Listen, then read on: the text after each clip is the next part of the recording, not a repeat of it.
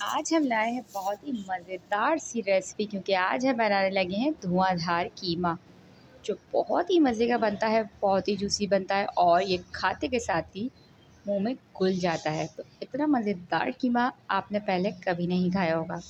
तो आज की रेसिपी को बिल्कुल भी मिस नहीं करिएगा, लाजमी एंड तक देखिएगा। और अगर आप भी चाहते हैं कुछ नया और स्पेशल सा खाना तो इस वीडियो को आपने लाजमी एंड तक देखना है। और वीडियो पसंद आएगी तो करना कुछ नहीं है, हमेशा की तरह लाइक ज़रूर करना है। तो चलें स्टार्ट करते हैं। तो सबसे पहले यहाँ पर हमने एक पैन लिया था और अब हमने उसके अंदर शामिल कर दिया था 1 कप के करीब दही। और दही को जब भी हम शामिल करेंगे तो अच्छे तरीके से फेंट लेंगे ताकि उसमें कोई भी गुठली बाकी न रहे। अब मैंने इसमें शामिल किया 1 से 1.5 खाने का चमचा अदरक लहसुन का पेस्ट। और अदरक लहसुन को हमें दही के साथ खूब अच्छी तरीके से फेंट लेना है ताकि वो दोनों अच्छी तरीके से मिक्स हो जाए। साथ ही मैंने इसमें मसाले शामिल किए हैं। सबसे पहले शामिल किया 1 टीस्पून पीसी लाल मिर्च, 1 टीस्पून कश्मीरी लाल मिर्च, 1 टीस्पून हल्दी और 1 टीस्पून मैंने इसमें शामिल किया है धनिया पाउडर। साथ ही मैंने शामिल किया 1 teaspoon black pepper, half teaspoon मैं इसमें शामिल करूँगी नमक का। साथ ही मैं शामिल करूँगी 1 टीस्पून ज़ीरा पाउडर और साथ ही मैंने इसमें शामिल किया 1 टीस्पून बिहारी बोटी मसाला। तो अगर इसकी रेसिपी आपको चाहिए तो लाजमी आपने कमेंट्स में बताना है, तो इसकी रेसिपी मैं आपको दूंगी। बहुत मज़े की बिहारी बोटी आप इससे रेडी कर सकते हैं। तो बस यही बिहारी मसाला मैंने इसमें शामिल किया था। कीमे को मैंने अच्छे से पहले से वॉश करके उसको हमने छन्नी में डाल दिया था ताकि उसका जो एक्स्ट्रा पानी है वो रिमूव हो जाए।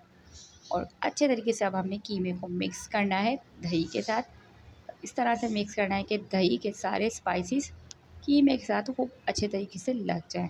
तो अगर आपने दावत में बनाना है या फिर आपने इसको स्पेशल अपने घर में खाने के लिए बनाना है, तो आपने पहले से इसको लाजमी मैरिनेट करके रखना है क्योंकि इस कीमे को मैरिनेट करके लाजमी रखते हैं।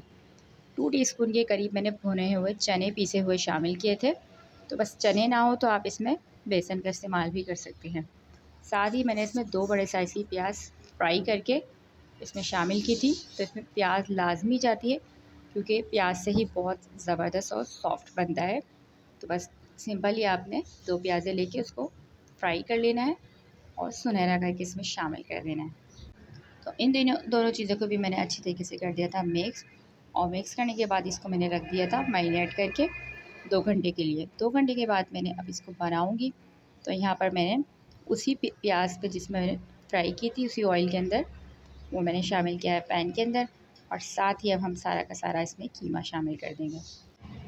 और कीमा शामिल करने के बाद अच्छी तरीके से हमने इसको मिक्स करना है और पकाना है हमने, ताकि जो हमारा कीमा है तो वो अच्छी तरीके से पक जाए, थोड़ा सा इसका कलर चेंज हो। तो यहाँ पर मैंने कीमा मशीन का लिया था।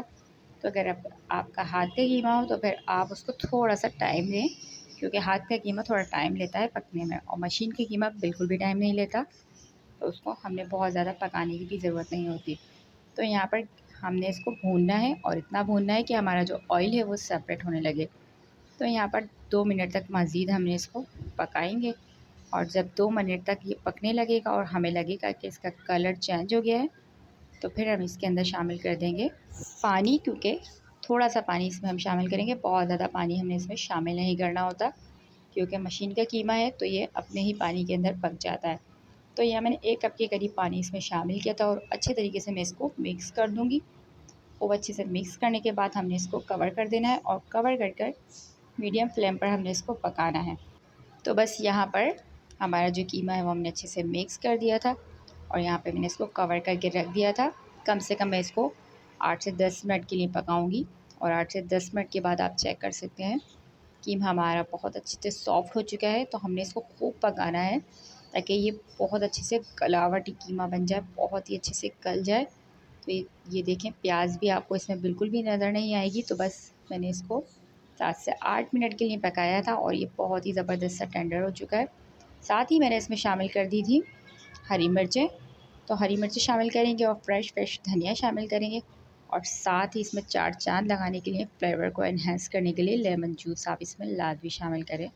और 1 नींबू लेके मैंने उसका जूस इसमें शामिल कर दिया था लास्ट में। और अच्छी तरीके से मिक्स करेंगे और आप देख सकते हैं कि ऑयल सेपरेट होने लगा था और कीमा हमारा मज़ेदार सा तैयार हो चुका था।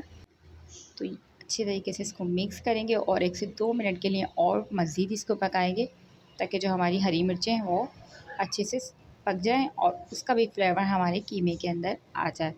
तो यहाँ आप कीमे की शक्ल चेक कर सकते हैं, बहुत ही मज़ेदार बनता है और बहुत ही सॉफ्ट बनता है। जब आप इसको बनाएंगे तो आप खुद कहेंगे कि बहुत मज़ेदार है।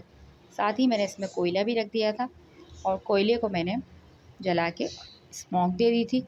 तो ये ऑप्शनल है, अगर आप ना चाहें तो, अगर आपको नहीं पसंद तो आप इसको स्किप कर सकते हैं। तो यहाँ पर कीमे की आप शक्ल चेक कर सकते हैं, कितना ज़बरदस्त सा ये जूसी सा और बहुत ही मज़ेदार सा हमारा ये कीमा बनता है।